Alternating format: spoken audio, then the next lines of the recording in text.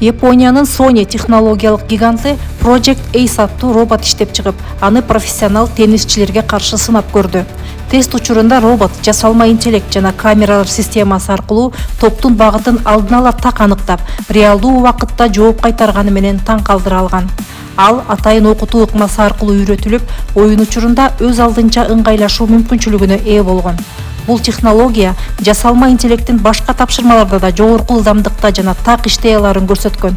Андыктан келечекте спорттон тышкары тармактарда да колдонулушу мүмкүн дешет изилдөөчүлөр.